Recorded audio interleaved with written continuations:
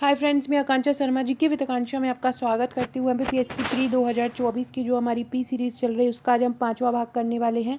आज हम पढ़ेंगे मध्य प्रदेश के ऐतिहासिक स्थल। ये ऐतिहासिक स्थल महाजनपदकालीन, मौर्यकालीन, गुप्तकालीन, मध्यकालीन, आधुनिक कालीन, अलग अलग डिवाइडेशन में पढ़ेंगे। जो भी महत्वपूर्ण फैक्टर रहेगा पढ़ेंगे। ये हमारी पी सीरीज़ स्पेशली 2024 को लक्ष्य लेकर चल रही है। 2024 के लिए मैं मेरी प्रीलिम्स की क्लासेस पी सीरीज़ के नाम से चल रही हूँ, मेंस की क्लासेस एम सीरीज़ के नाम से एल सीरीज़ के नाम से चल रही हैं। तो वो ज़रूर देखिएगा। करंट अफेयर्स के लिए मैंने मध्य प्रदेश का डेली करंट अफेयर्स रोज़ रात को लेके आती हूँ। दिन भर की पूरी खबरें रात को आपको करवा देती हूँ, जो एग्ज़ाम की दृष्टिगत बहुत ज़्यादा इंपॉर्टेंट है, उनके एमसीक्यू बनाकर।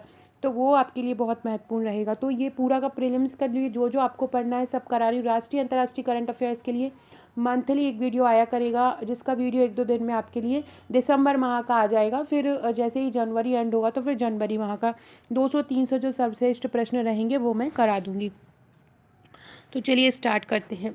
जो जो ज़्यादा महत्वपूर्ण पॉइंट रहेगा, जो बहुत ज़्यादा आने के चांसेस, उसको मैं 3 से 4 बार बोलूँगी, तो वो आप याद रखना। सबसे पहला क्वेश्चन यही बनेगा कि मध्य प्रदेश किस भूमि का हिस्सा है। तो आपको याद रखना है कि मध्य प्रदेश गोंडवाना भूमि का हिस्सा है। मध्य प्रदेश किस भूमि का हिस्सा है? तो मध्य प्रदेश गोंडवाना भूमि का हिस्सा है। अफ्रीका हुआ, मध्य प्रदेश हुआ, कर्नाटक हुआ, तो ये सभी क्या है, ये गोंड भूमि के ही हिस्से हैं। तो ये पूछा जाता है कि मध्य प्रदेश किस भूमि का हिस्सा है। तो मध्य प्रदेश गोंड भूमि का हिस्सा है। पाषाण युग से लेकर जो आदिम मनुष्यों का निवास स्थान है यहीं पर रखा हुआ है। मध्य प्रदेश के कई स्थानों में प्राचीन ताम्रपाषाण सभ्यता, महापाषाण आदि के जो प्रमाण मिले हैं। गोंडवाना एक प्रायद्वीप था जिसका अस्तित्व जो है जुरासिक काल तक था। जुरासिक काल जो था उसका अस्तित्व था। ये पैंजिया का दक्षिणी भाग था। तो इसको याद रखना। पैंजिया, और आपने सुना होगा लॉरेंसिया, तो ये जो पैंजिया था उसका दक्षिणी भाग था। उत्तरी महाद्वीप को लॉरेंसिया कहते थे और दक्षिणी महाद्वीप को गोंडवाना लैंड कहा जाता है। जो उत्तर में स्थित महाद्वीप थे उनको लॉरेंसिया कहा जाता था और जो दक्षिण में है थे वो गोंडवाना कहा जाता। तो मध्य प्रदेश जो था वो इस गोंडवाना लैंड का भाग था, इसलिए यहाँ पे खनिज भरपूर मात्रा में पाए जाते हैं। अब हम स्थल की बात करते हैं। सबसे पहले हम आदमगढ़ की बात करते हैं। तो आदमगढ़ जो है वो होशंगाबाद या नर्मदापुरम जिले में है, मध्य प्रदेश में, नर्मदा नदी के तट पर है। आदमगढ़ कहाँ पर है? नर्मदा नदी के तट पर है। उसका काल क्या है? मध्य पाषाण काल। यहाँ से क्या है, मध्य पाषाणकालीन स्थल मिले हैं। साक्ष्य क्या है इसके? मध्य प्रदेश की गुफा चित्रकला। हमको कैसे पता चला है कि ये मध्य पाषाण काल के हैं? तो जो आदमगढ़ की जो गुफाएं मिली हैं वहाँ पे गुफाओं में चित्रकला हुई है, उससे हमें ये पता चला है कि ये मध्य पाषाण काल है। इसके बाद ये माइक्रोलिथ जो होते हैं उसके अवशेष यहाँ मिले। माइक्रोलिथ मतलब होता है छोटे उपकरण। माइक्रोलिथ छोटे पत्थर के उपकरण। तो माइक्रोलिथ मिले हैं 25,000 छोटे उपकरण यहाँ पर मिले हैं। फ्रेंड्स, ये मेरी इंस्टा आईडी है। अगर आपने मुझे इंस्टा पर फॉलो नहीं किया है तो फॉलो कर लीजिएगा। इसके अलावा एक और मैंने अभी इंस्टा पे ग्रुप बनाया है, हैंड रिटन.फायर नाम से एक ग्रुप बना है, उसको भी फॉलो कर सकते हैं। फेसबुक पर भी मेरा अकाउंट अक्स90.0 या आकांक्षा शर्मा के नाम आप फॉलो कर सकते हैं। अगला है भीम बैठिका, रायसेन जिले में है और ये विंध्य पर्वत श्रृंखला पे, ये इंपॉर्टेंट है। ये आपसे पूछेंगे कि जो भीम बैठिका है वो किस पर्वत श्रृंखला पर बनाई गई है, किस पर्वत चोटी को काट के भीम बैठिका बनी है। तो ये विंध्य पर्वतमाला का ही हिस्सा। विंध्य पर्वतमाला का जो सबसे निचली हिस्सा है, जो सबसे निचला वाला हिस्सा है वो भीम बैठिका है। जैसे कि ये विंध्य पर्वतमाला है, इसका जो ये वाला जो हिस्सा है यहाँ पर भीम बैठिका है। इसका काल क्या है? पुरा पाषाण काल से मध्य पाषाण तक के भीम बैठिका में अवशेष मिले हैं।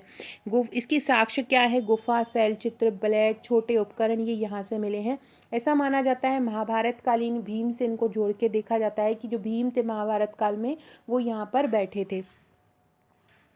अगला क्वेश्चन है, भीम बैठिका को यूनेस्को के विश्व धरोहर स्थल में कब शामिल किया? ये आप मुझे कमेंट करके बताएंगे। भीम बैठिका को विश्व धरोहर स्थल में कब शामिल किया, ये आप मुझे कमेंट करके बताएंगे। सभी लोग कमेंट जरूर कीजिएगा। अगला है हथनोरा। हथनोरा हमको मिला है होशंगाबाद जिला, जो कि नर्मदा घाटी के पास में मिला है। मतलब नर्मदा घाटी पे ये हथनोरा के अवशेष मिले हैं। होशंगाबाद जिला मतलब नर्मदापुरम संभाग 2008 में बना था। 1982 में यहाँ पर मानव की एक खोपड़ी की खुदाई की गई, इसको नर्मदा मानव कहा जाता है। ये समय याद रखना है, मैंने हाईलाइट कर दिया है। आपसे पूछेंगे कि होशंगाबाद ज़िले में जो प्रारंभिक मानव की खोपड़ी की खुदाई की है वो कहाँ से मिली है, मतलब कब मिली है, तो वो 1982 में मिली है। 1982 में प्रारंभिक मानव की एक खोपड़ी की खुदाई की गई है। इस खोपड़ी को क्या बोला गया, इस खोपड़ी को नर्मदा मानव बोला गया, याद रखना। हथनोरा कहाँ है, हथनोरा होशंगाबाद ज़िले में है। 1982 में प्रारंभिक मानव की एक खोपड़ी की खुदाई की गई है। इसको नाम क्या दिया, इसको नर्मदा मानव नाम दिया गया। कहाँ से मिली है, ये होशंगाबाद ज़िले से मिली गई है। यहाँ भारत में मानव अस्तित्व का पहला प्रमाण है। मानव था पहले, इसका पहला प्रमाण हमको यहीं से ही मिलता है, हथनोरा से। मानव अस्तित्व का पहला प्रमाण कहाँ से मिलता है, तो मानव अस्तित्व का पहला प्रमाण हथनोरा से मिलता है। ये कहाँ पर है, नर्मदा घाटी में है। और ये कितना वर्ष पूर्व का है, 25 से 5 मिलियन वर्ष पूर्व का है ये हथनोरा। अब हम आगे पढ़ते हैं, ये क्या है। अब हम पढ़ने वाले हैं जिलों में प्राक ऐतिहासिक स्थल। प्राक ऐतिहासिक स्थल वो होते हैं जिनकी हमको लिखित जानकारी नहीं मिलती। अब हम पढ़ेंगे कि अलग अलग जिलों में कुछ कुछ प्राक ऐतिहासिक कालीन स्थल मिले हैं। कौन से जिले में है ये आपसे पूछ सकते हैं। सबसे पहला है आज़ाद नगर, एक प्राक ऐतिहासिक कालीन स्थल है। इसके अवशेष मिले हैं इंदौर में।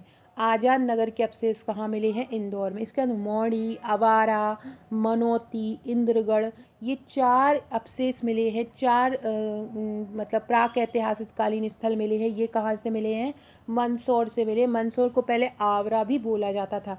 फिर दंगवाड़ा या डोंगवाड़ा भी इसको बोलते हैं, कहीं कहीं डोंगवाड़ा भी लिखा आता है। इसके अवशेष कहाँ से मिले हैं, उज्जैन से मिले हैं। कायथा संस्कृति के अवशेष भी यहाँ से मिले हैं।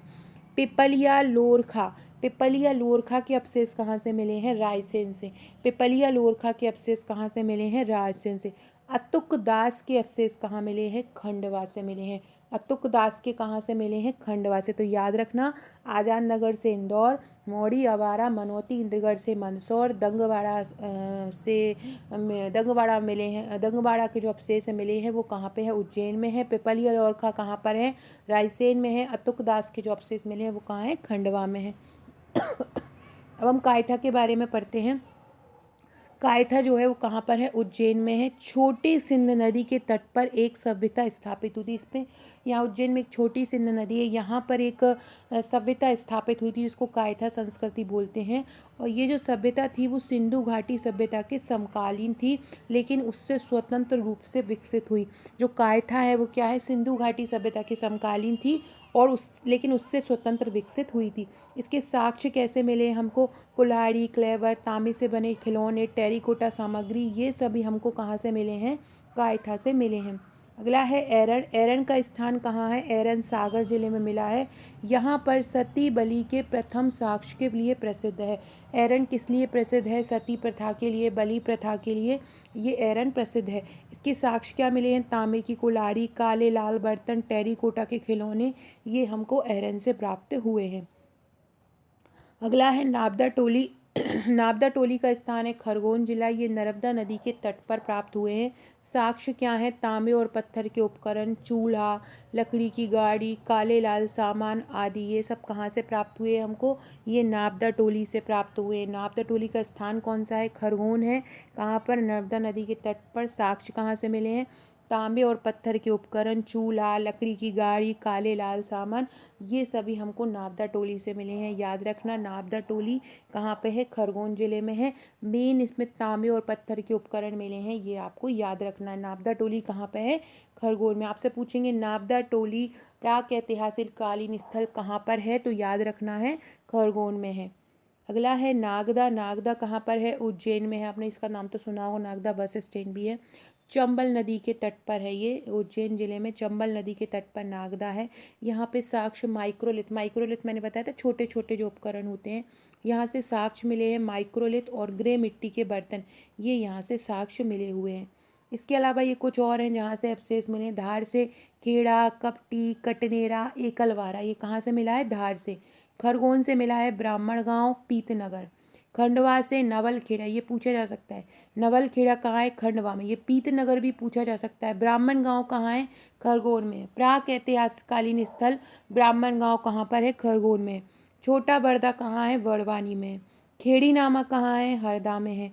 गंगा खेड़ी कहाँ है? भोपाल में है। खने रुनीजा डंगवाला कहाँ है? उज्जैन में। मूसा खेड़ी कहाँ है? इंदौर में है।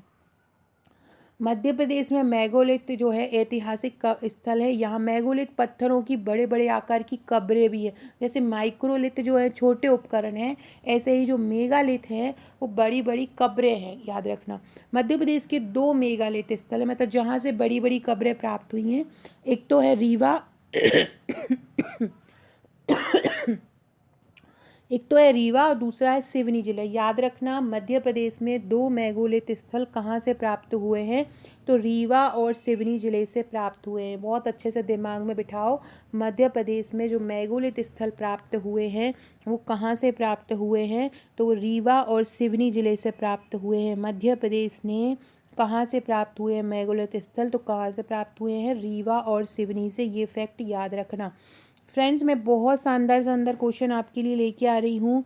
आपको चैनल को सब्सक्राइब करना है और अपने फ्रेंड्स में भी इसको शेयर कर देना है, ताकि ज़्यादा से ज़्यादा लोगों तक वीडियो पहुँचे, ज़्यादा से ज़्यादा लोगों तक ये प्रीलिम्स का कोर्स मिले।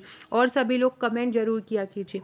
मध्य प्रदेश के 2 मेगालिथ स्थल कौन से हैं? रीवा और सिवनी, याद रखना। अब हम महाजनपद से संबंधित करते हैं। देखो, 16 महाजनपद थी टोटल भारत में। 16 महाजनपद में से मध्य प्रदेश में कितनी थी? 2, याद रखना। मध्य भारत में 16 महाजनपद थी, जिसमें मध्य प्रदेश में 2 थी। एक थी अवंती महाजनपद और एक थी चेदी महाजनपद। भारत में 16 महाजनपद थी, उसमें से 2 महाजनपद हमारे मध्य प्रदेश में थी। एक थी अवंती और एक थी चेदी। अवंती महाजनपद कहाँ थी? उज्जैन में थी। अवंती महाजनपद की 2 राजधानियाँ थीं, एक तो उज्जैनी थी और एक महिष्मती थी। अवंती महाजनपद एक महाजनपद थी, दूसरी थी चेदी महाजनपद। अभी अवंती महाजनपद उज्जैन में थी। इसकी 2 राजधानियाँ थीं, एक थी उज्जैनी और दूसरी थी महिष्मती। दूसरा था चेदी महाजनपद। ये बुंदेलखंड के पूर्वी किनारे पर स्थित था और इसकी राजधानी शक्तिवती थी। चेदी महाजनपद की राजधानी कौन थी? शक्तिमती थी। महाभारत महाकाव्य के अनुसार शिशुपाल, जिसका सिर भगवान कृष्ण ने काटा था, इस स्थान से संबंधित था। चेदी जो जनपद है उसी से ही शिशुपाल संबंधित था, जिसका भगवान ने बोला था कि 100 गलतियां तुम्हारी माफ़ कर दूंगा। अपनी बुआ को बोला था और 100 भी जो गलती जैसे ही हुई, उन्होंने उनका सर चक्र से काट दिया। तो ये भी जो थे शिशुपाल भी थे, ये कहाँ के थे? चेदी महाजनपद के थे। अब मौर्य काल से संबंधित स्थान पढ़ते हैं। सबसे पहले उज्जैन। सम्राट बनने से पहले जो अशोक थे, उज्जैन के राज्यपाल थे। उज्जैनी में इन्होंने छोटे जहाज का निर्माण कराया था। ये बहुत इम्पोर्टेंट है, पहली बार सुन रहे होंगे कि उज्जैन में छोटे जहाज का निर्माण किस मौर्यकालीन शासक ने करवाया था? तो अशोक ने करवाया था। फ्रेंड्स, इसकी पीडीएफ आपने हमारे नोट्स लिए होंगे, अगर प्रीलिम्स के आपने हमारा प्रैक्टिस सेट लिया होगा प्रीलिम्स का, तो उसके साथ आपको ग्रुप मिला होगा। उस ग्रुप में आपको मैं ये पीडीएफ शेयर कर दूंगी, तो एक बार भी और भी पढ़ लीजिएगा। तो उज्जैनी में छोटे जहाज का निर्माण भी करवाया था। किसने? अशोक ने करवाया था। अगला है विदिशा। विदिशा से अशोक की पत्नी महादेवी, मैं विदिशा से ही हूँ और यहीं की महादेवी थी। तो अशोक की पत्नी थी महादेवी, इनको श्रीदेवी भी बोला जाता था, ये विदिशा की ही थी। मौर्य काल के स्तूप भी हमको यहीं सांची और रायसेन से प्राप्त हुए। कौन कौन से हम बात करते हैं, जैसे कि सांची के स्तूप हैं, कहाँ से प्राप्त हुए? रायसेन जिले से। तुमेन स्तूप कहाँ से प्राप्त हुआ है? गुना से। ये मौर्यकालीन स्तूप है। इसमें राजा को सूर्य की भांति बताया है। अशोकनगर में, ये पहले गुना में आता था, लेकिन अभी वर्तमान में ये अशोकनगर में, क्योंकि पहले अशोकनगर और गुना एक ही जिला था, जिसको 2003 में 15 अगस्त 2003 में अलग अलग कर दिया है। वैश्य टेकरी कहाँ पर है? वैश्य टेकरी उज्जैन में है। सुनारी कहाँ है? सुनारी भी रायसेन में है, सांची के पास ही, रायसेन जिले में ही है, सांची के पास। क्या? सुनारी इम्पोर्टेंट है। सुनारी कहाँ पे है? तो याद रखना, सुनारी रायसेन में है। सतधारा कहाँ पे है? सतधारा भी रायसेन में है, सांची के पास। भोजपुर कहाँ पर है? भोपाल में। ये सभी फैक्ट, ये सभी स्तूप याद रखना। सुनारी कहाँ है? सतधारा कहाँ है? भोजपुर कहाँ है? और सुनारी और सतधारा, और सब तो मेरे सबको याद होगा। सुनारी और सतधारा का याद रखना, दोनों साथ साथ से नाम है, सांची के पास है। अब अशोक के शिलालेख के बारे में बात करते हैं कुछ।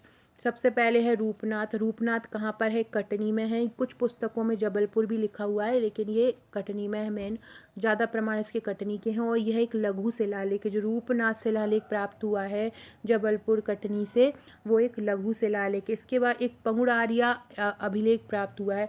पांडुरिया या पंगुडारिया अभिलेख उसको बोलते हैं। ये सीहोर से प्राप्त हुआ है और इसमें अशोक का नाम भी बताया गया है। अगला है गुर्जरा, जो दतिया में है, गुर्जरा अभिलेख। ये भी एक लघु शिलालेख है। इस पे अशोक का नाम अंकित है, प्रियदर्शनी। सारू मारू गुफाएं जो हैं वो सीहोर में हैं। यहाँ पे कई गुफाएं हैं। ये सारू मारू गुफाओं से पता चलता है, जो कि सीहोर में है, कि अशोक जो है इस स्थान पर रुके थे। तो याद रखना, सारू मारू गुफा कहाँ पर है? सीहोर में है। अब मौर्योत्तर काल से संबंधित देखते हैं राजवंश। सब्सक्राइब जरूर कर लीजिए, लाइक कर दीजिए, कमेंट कर दीजिए। सबसे पहले हम देखते हैं विदिशा। विदिशा में जो राजवंश था, जो मौर्य, उत्तर मौर्य के बाद जो वंश आए थे, उनमें सबसे पहला है शुंग राजवंश। विदिशा में शुंग राजवंश, पुष्यमित्र शुंग जो थे, और उनका मेन शासन यहाँ पे रहा था। विदिशा का प्राचीन नाम बेशनगर है। और गरुड़ पिलर, हेलियोडोरस खंबा, खाम्ब बाबा का, ये सभी विदिशा से ही मिले हैं। इसके बाद अग्निमित्र जो थे वो विदिशा के, पुष्यमित्र के जो पुत्र थे अग्निमित्र, वो विदिशा के राज्यपाल भी थे। दूसरा है सांची। सांची स्तूप के चारों ओर पथ और तोरण और वेदिका का निर्माण किया गया। कब किया गया? देखो, बनाया तो अशोक ने था, लेकिन पुष्यमित्र शुंग जो थे, उन्होंने सांची स्तूप के चारों ओर इनका निर्माण किया था। इसके अलावा भरुच की बात की जाए तो भरुच स्तूप का जो संकुचन, जिसका उत्खनन अलेक्जेंडर कनिंघम ने करवाया था, लेकिन इसका जो इसको पूरा करवाया था भरुच स्तूप को भी, वो भी पुष्यमित्र शुंग ने ही बनवाया था। किसने? पुष्यमित्र शुंग ने। ये सब पुष्यमित्र शुंग की बात कर रहे हैं। अब हम बात करेंगे सातवाहन वंश की। हमारे मध्य प्रदेश में एक शिलालेख से मालवा पर सातवाहन के नियंत्रण का पता चलता है। सांची में एक शिलालेख मिला है जहाँ पे पता चलता है कि मालवा पर सातवाहनों का जो है नियंत्रण था। गौतमी पुत्र सातकर्णी के शासन के साक्ष्य महेश्वर, विदिशा के अकरा और अवंती में मिले हैं। किसके? गौतम पुत्र जो सातकर्णी हैं, जो कि सातवाहन वंशीय शासक हैं, उनके साक्ष्य मिले हैं महेश्वर, अकरा और अवंती में। अब बात करेंगे भारत और यूनानी वंश। तो बालाघाट में मिनांडर मिलिंद के सिक्के मिले हैं। ये यूनानी शासक थे और यहाँ बालाघाट में मिनांडर के सिक्के मिले हैं। शक वंश की बात की जाए तो उज्जैन के क्षत्रप को कारधक कहा जाता था, और यहाँ पे ही शक वंश के जो साक्ष्य मिले हैं वो उज्जैन से मिले हैं। तो शक वंश किसको कहा जाता था? उज्जैन के क्षत्रप को कारधक कहा जाता था, और यहाँ से शक वंश के साक्ष्य मिले हैं उज्जैन से। फिर शिवपुरी से भी चष्टक भी शक वंश थे। तो शिवपुरी से भी राजा चष्टक के सिक्के मिले हैं। कहाँ से मिले हैं? शिवपुरी से भी राजा चष्टक के सिक्के मिले हुए हैं। अगला है कुषाण वंश, शहडोल। सबसे पहला शहडोल, कनिष्क के सिक्कों की खुदाई हुई थी। शहडोल में क्या हुआ था? कनिष्क के सिक्कों की खुदाई की गई थी। सांची से वशिष्ठ का शिलालेख मिला था। शहडोल से कनिष्क के सिक्कों की खुदाई हुई थी, और सांची से वशिष्ठ कौन था? कनिष्क का पुत्र था, उसके शिलालेख मिले। ये बहुत इंपॉर्टेंट क्वेश्चन है फ्रेंड्स, क्योंकि ये एक बार पूछा गया है कि कनिष्क के जो सिक्कों मिले थे वो कहाँ से मिले थे। तो कनिष्क के शहडोल से मिले थे, और कनिष्क के पुत्र जो वशिष्ठ थे उसके जो सिक्के थे वो सांची से मिले थे। दोनों याद रखना। सभी लोग कमेंट जरूर करते रहना अगर वीडियो पसंद आ रही है तो। और पी सीरीज़ के अगर पुराने वीडियो नहीं देखे हो, ये P5 है, मतलब इसके पहले 4 वीडियो बना चुकी हूँ, नहीं देखे हैं तो देख लीजिएगा। सारे ही वीडियो अल्टीमेट हैं। सारे ही वीडियो आपके जो ज्ञान है ना, आपके MPPSC प्रीलिम्स को बहुत मजबूत कर देंगे। वही फैक्ट ला रही हूँ, वही को बहुत डिटेल में पढ़ा रही हूँ जो इम्पोर्टेंट है। तो शहडोल से कनिष्क के मिले हैं और सांची से वशिष्ठ के मिले हैं। अब नागवंश की बात की जाए तो नागवंश में के जो सिक्के विदिशा से मिले हैं। नागवंश के सिक्के मतलब विदिशा में नागवंश का अधिकार था। फिर है बोधि राजवंश। बोधि राजवंश के जो मिले हैं, जो अवशेष मिले हैं, ये शिलालेख मिले हैं, वो कहाँ से मिले हैं? त्रिपुरी से मिले हैं, बोधि वंश के। गुप्त काल के मध्य प्रदेश के स्थल देखते हैं। सबसे पहले उज्जैनी में देखते हैं। तो चंद्रगुप्त द्वितीय ने इसे अपनी राजधानी बनाया था, उज्जैनी को। किसने बनाया था? चंद्रगुप्त द्वितीय ने। एरन की बात करें तो समुद्रगुप्त के शासनकाल के दौरान एक शिलालेख के अनुसार इस स्थान को स्वभोग नगर के नाम से जाना जाता था। याद रखना, एरन सागर को किस नाम से जाना जाता था? तो जो एरन सागर है उसको स्वभोग नगर के नाम से जाने जाता था। और ये किसके समय जाना जाता था? ये समुद्रगुप्त के समय जाना जाता था। किसके समय जाना जाता था? ये समुद्रगुप्त के समय जाना जाता था। किस नाम से जाना जाता था इसको? स्वभोग नगर के नाम से जानते थे। किस नाम से? स्वभोग नगर के नाम से जाने जाता था। शिलालेख के अनुसार इसको स्वभोग नगर बोला है। सती प्रथा का प्रथम साक्ष्य भी यहीं से ही मिला है, सागर से। याद रखना, स्वभोग नगर सागर को किस शिलालेख में बोला है? तो ये समुद्रगुप्त के शासनकाल में मिला है। विदिशा की बात करें तो विदिशा से कांच नाम के शासक के सिक्के मिले थे। किससे? विदिशा से किसके सिक्के मिले थे? कांच नामक शासक के सिक्के मिले थे। उदयगिरी गुफा शिलालेख में विदिशा क्षेत्र में चंद्रगुप्त द्वितीय अभियान का उल्लेख है, बहुत महत्वपूर्ण है। विदिशा में जो उदयगिरी गुफा है वहाँ पर क्या है? चंद्रगुप्त द्वितीय के अभियान का उल्लेख भी किया गया है। विदिशा में गुप्तकालीन कांच नामक शासक के सिक्के मिले हैं। और जो उदयगिरी की गुफाएं हैं जिनको परमार शासकों ने बनवाया था, उदयगिरी को उदयादित्य जो शासक थे उन्होंने, पहले इसका नाम नेचागिरी था, लेकिन इसको उदयादित्य ने उदयगिरी नाम दिया था। और उदयगिरी गुफा शिलालेख में विदिशा क्षेत्र के चंद्रगुप्त द्वितीय अभियान का उल्लेख है। अब इंदौर की बात करें तो इंदौर से स्कंदगुप्त का शिलालेख प्राप्त हुआ है, जिसके में तेल निर्माताओं के संघ को दिए गए अनुदान के बारे में बताया। इंदौर से किसका मिला है? स्कंदगुप्त का शिलालेख मिला है। और स्कंदगुप्त ने तेल निर्माताओं के जो संघ थे उनको अनुदान दिया है, उसके बारे में बताया है। अगला है मंदसौर। मंदसौर शिलालेख में कुमारगुप्त का उल्लेख है। मंदसौर शिलालेख में किसका? कुमारगुप्त का उल्लेख है। और इस मंदसौर शिलालेख को वत्स भट्टी ने लिखा था, ये भी बहुत इंपॉर्टेंट है। मेरे जो MPPSC प्रीलिम्स के प्रैक्टिस सेट है ना, उसमें मैंने ये अभिलेखों को कवर किया है MCQ फॉर्म में। तो जिसने भी MPPSC प्रीलिम्स का 12,000 MCQ का ब्रह्मास्त्र नहीं लिया है वो ज़रूर ले लीजिएगा। ओनली 499 की सॉफ्ट कॉपी या हार्ड मंगाना चाहे तो उसकी हार्ड कॉपी भी मिल जाएगी। मंदसौर अभिलेख में किसने लिखा है? वत्स भट्टी ने लिखा है। किसका उल्लेख है? कुमारगुप्त का है। इसमें मंदसौर में सूर्य मंदिर के निर्माण के लिए रेशम बुनकरों के संघ को वित्तीय सहायता देने का उल्लेख किया गया है। अगला हम पढ़ने वाले हैं मध्य प्रदेश में हूँ औलीकर परिव्राजक से संबंधित स्थान। तो चलिए पढ़ते हैं। फ्रेंड्स, ये मेरा MPPSC प्रीलिम्स का पैकेज है। इसमें टोटल आपको 11 बुकलेट दी जाती है। ये यूनिट वाइज बुकलेट है, बहुत ही शानदार बुकलेट है। हैंड रिटन इनको कवर किया गया है। मतलब जो भी फैक्ट होते हैं, जो भी टॉपिक होता है, उसको बहुत सरल भाषा में कवर किया गया है, ताकि आपको पढ़ने में बर्डन ना लगे। ये 11 बुकलेट आपको MPPSC प्रीलिम्स की मिलती है। साथ में आप इसके हमारे 3 12,000 प्रश्नों का प्रैक्टिस सेट भी लीजिएगा। आपका पूरा एक प्रीलिम्स का पैकेज हो जाएगा। नोट्स पढ़िए प्लस उससे प्रैक्टिस सेट लगाइए, प्लस हमारा एक ग्रुप भी हम आपको देते हैं जिसमें हम आपको करंट अफेयर्स की तैयारी कराएंगे, डेली करंट अफेयर्स देंगे, साथ में इस जो भी हमारे वीडियोस रहेंगे उसकी PDF देंगे, और भी स्टैटिक GK के जो भी इंपॉर्टेंट क्वेश्चन होते हैं उस ग्रुप में करवाएंगे।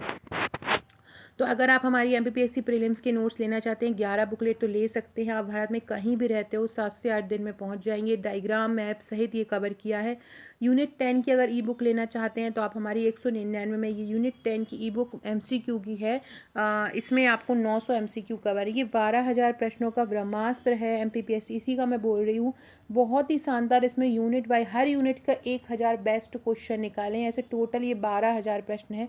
2,000 इसमें करंट अफेयर्स हैं, बाकी इसमें 10,000 हर यूनिट, 10 यूनिट है तो हर यूनिट से 1,000 प्रश्न हैं। सुपर डुपर प्रश्नों का संग्रह है, इसको ज़रूर लीजिएगा सभी लोग। जितना जल्दी लेंगे उतना जल्दी आप कवर कर पाएंगे 2024 के एग्ज़ाम के पहले। लास्ट टाइम में फिर एकदम से आप लोग स्पीड पकड़ लेते हो तो फिर वो एक दो नंबर से रह जाते हो। ये हमारा MPPSC 2024 का संपूर्ण पैकेज है। इसमें प्रीलिम्स की 11 बुकलेट मिलती हैं, एक व्हाट्सएप ग्रुप मिलता है तैयारी के लिए, ऊपर बता चुकी हूँ कैसी बुकलेट मिलेंगी। ये प्रीलिम्स का प्रैक्टिस सेट 3 बुकलेट का मिलता है, ऊपर बता चुकी हूँ कैसा। इसमें 12,000 MCQ यूनिट वाइज है। मुख्य परीक्षा के 44 बुकलेट मिलती हैं, जिसमें 12 बुकलेट 3 नंबर की, 32 बुकलेट 5 नंबर और 11 नंबर की मिलती हैं। 25 व्हाट्सएप ग्रुप मिलती हैं। ये प्रश्नोत्तर श्रृंखला में हस्तलिखित नोट्स हैं। हमारे जो नोट्स हैं पूरे प्रश्नोत्तर श्रृंखला में हैं, टॉपिक को प्रश्नोत्तर तरीके से कवर किया है। और ये टोटल 58 बुकलेट मिलती हैं, जिसमें प्रैक्टिस पेपर भी रहते हैं। तो अगर आप ये 58 बुकलेट लेना चाहते हैं तो आप मुझे इस नंबर पर व्हाट्सअप कर सकते हैं। यहाँ पर अपना नंबर भी सेव करा दीजिए।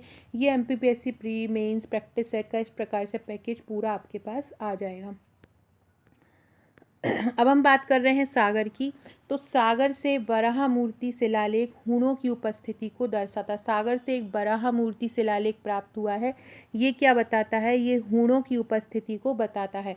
इसके बाद एक महाराजाधिराज शीर्षक वाला सिक्का भी सागर से मिला है। वराह मूर्ति शिलालेख भी मिला है सागर से, जो हूणों की उपस्थिति को बताता है, और एक महाराजाधिराज शीर्षक वाला सिक्का भी सागर से मिला है। ग्वालियर की बात करें तो ग्वालियर शिलालेख में मिहिर कुल पर यशोवर्मन की विजय का उल्लेख है। ग्वालियर शिलालेख में क्या है? मिहिर कुल पर यशोवर्मन की विजय का उल्लेख है। याद रखना, ग्वालियर शिलालेख जो है उसमें क्या बताया? मिहिर कुल पर यशोवर्मन ने विजय प्राप्त की थी, उसको बताया है। अब हम बात करते हैं पन्ना। पन्ना पर परिव्राजक वंश का शासन था। ये इतना ही आपको याद रखना है। अब इसके बाद वर्धन राजवंश आया, प्रतिहार आए, राष्ट्रकूट और पाल राजवंश आए। तो इनको चिन्हित किया गया है प्रारंभिक मध्ययुगीन काल को इसमें। अब हम बात करते हैं नर्मदा के तट पर। तो ऐहोल शिलालेख में उल्लेखित पुलकेशिन द्वितीय द्वारा हर्षवर्धन को ये नर्मदा के तट पर पराजित किया था। ऐहोल शिलालेख में ये वर्णन है कि पुलकेशिन द्वितीय द्वारा हर्षवर्धन को कहाँ पर पराजित किया था? तो नर्मदा के तट पर। तो ये हमारे मध्य प्रदेश से संबंधित हो गया। बैतूल में ये बताया गया है कि यह राष्ट्रकूटों के शासन के अधीन था। बैतूल जो है वो राष्ट्रकूटों के शासन के अधीन था। उज्जैन में गुर्जर प्रतिहार वंश की स्थापना हुई थी। याद रखना, उज्जैन में क्या हुई थी? गुर्जर प्रतिहार वंश की। और बैतूल जो था वो राष्ट्रकूटों के शासन के अधीन था। फ्रेंड्स, कमेंट करके बताइए राष्ट्रकूट वंश की स्थापना किसने की थी? सभी लोग मुझे कमेंट करके बताएंगे कि राष्ट्रकूट वंश की स्थापना किसने की थी। सभी लोग जल्दी कमेंट कीजिए, राष्ट्रकूट वंश की स्थापना किसने की थी। मध्य प्रदेश में चंदेल शासकों से जुड़े ऐतिहासिक स्थान देखते हैं। सबसे पहले खजुराहो चंदेल शासकों की राजधानी रहा था। 1986 में इसको यूनेस्को के विश्व धरोहर स्थल में दर्जा मिला है। यहाँ पर हिंदू और जैन धर्म के प्रसिद्ध मंदिर हैं। 1 और 20 गुफाएँ जो हैं, नंबर 1 और नंबर 20 गुफाएँ जो किसकी हैं? जैन धर्म की हैं, बाकी हिंदू धर्म की हैं।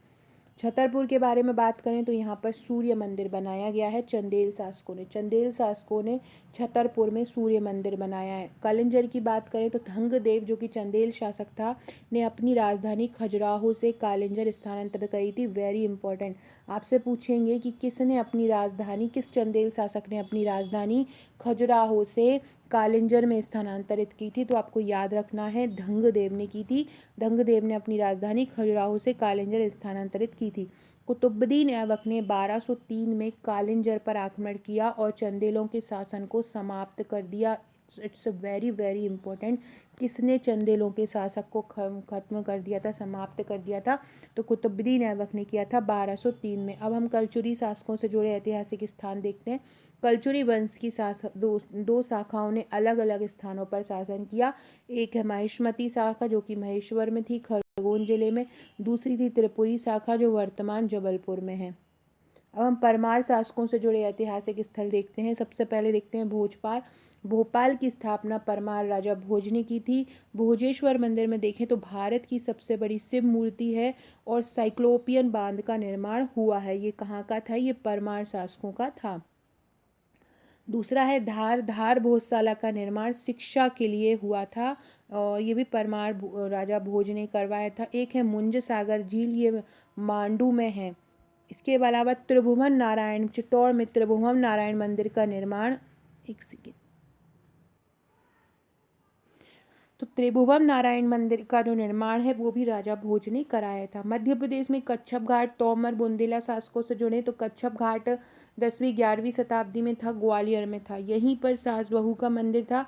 महमूद गजनवी ने 1021 में ग्वालियर पर आक्रमण किया था। इसके बाद शिवपुरी की बात की जाए तो ग्वालियर क्षेत्र में कच्छप घाट वंश था। शिवपुरी पे भी कच्छप घाट की एक शाखा ने शासन किया। इसका प्राचीन नाम नरवर था। तोमर की बात किया तो ये ग्वालियर क्षेत्र में साथ था। वीर सिंह देव ने तोमर वंश की स्थापना की थी। लोधी सुल्तानों का यहाँ आक्रमण था। ग्वालियर किला और महल जैसे गुजरी महल मान मंदिर पैलेस आदि का निर्माण किया। बुंदेला की बात करें तो ये ओरछा की स्थापना रुद्र प्रताप बुंदेला ने की थी। 16वीं से 19वीं शताब्दी तक रहे थे बुंदेला, उसे अपनी राजधानी बनाया था। बुंदेला की प्रमुख शाखाएं क्या हैं? पन्ना, छतरपुर, जैतपुर, सहागढ़।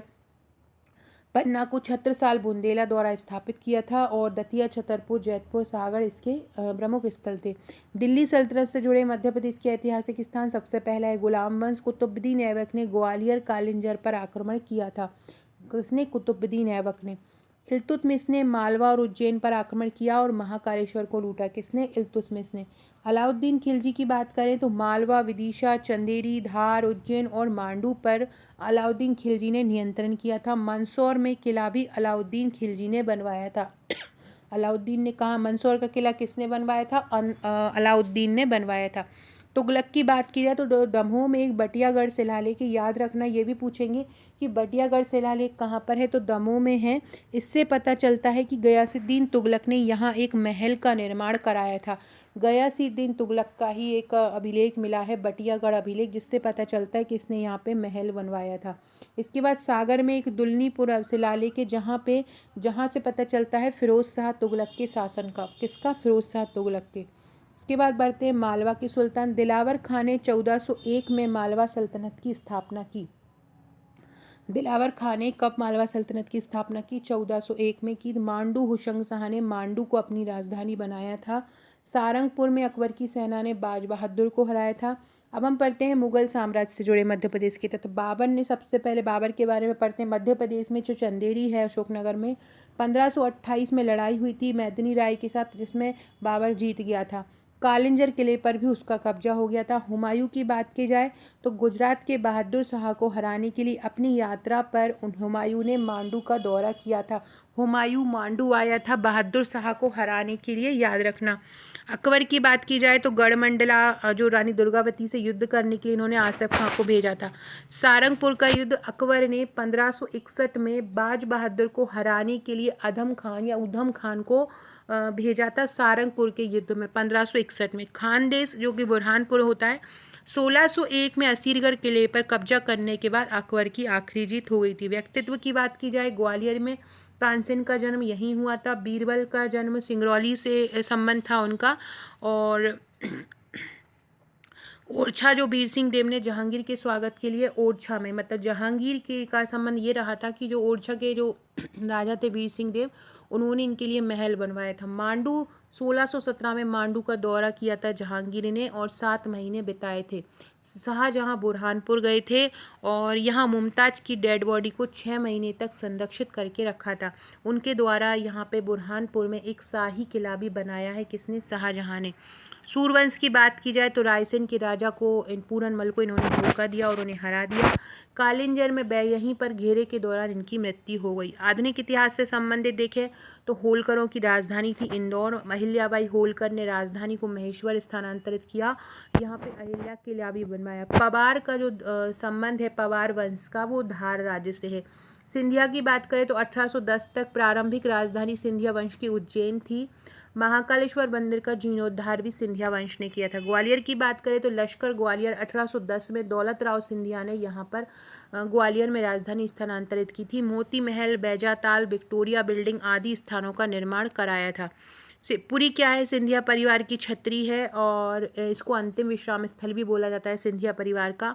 माधव राष्ट्रीय उद्यान में जॉर्ज कैसल बिल्डिंग है। 1857 के विद्रोह की बात की जाए तो मध्य प्रदेश में विद्रोह यहीं से हुआ था। इंदौर से शहादत खां, अमजेरा से बख्तावर सिंह, जबलपुर से शंकर शाह, रामगढ़ से रानी अवंतीबाई, गिरधारी बाई, झांसी से रानी लक्ष्मीबाई, झलकारी बाई, सागर से शेख रमजान, शिवपुरी में तात्या टोपे को पकड़ा था और फांसी दी गई थी। इसके बाद रियासतों की बात की जाए तो बाढ़पुर, सहागर, राहतगढ़। स्वतंत्रता सेनानियों और ब्रिटिश सेना के बीच राहतगढ़ का युद्ध हुआ था।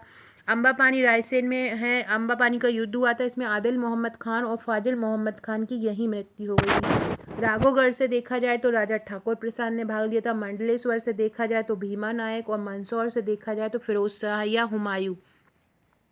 भारत के स्वतंत्रता संग्राम की बात करें 1885 से आगे तो जबलपुर होम रूल लीग की शाखा 1915 में खोली गई। पहला झंडा सत्याग्रह 1923 में आयोजित किया गया। मध्य प्रदेश में होम रूल लीग की शाखा 1915 में खोली गई थी। कहाँ पे? जबलपुर में। और जबलपुर से ही नमक सत्याग्रह का आयोजन किया था। 1939 में कांग्रेस का त्रिपुरी अधिवेशन भी यही हुआ था, जहाँ पे सुभाष चंद्र बोस अध्यक्ष चुने गए थे। जबलपुर में व्यक्तिगत सत्याग्रह आरंभ हुआ था। 1922 में विदेशी टोपियां सार्वजनिक रूप से जला दी गई थी। भोपाल में प्रजामंडल की स्थापना भी हुई थी।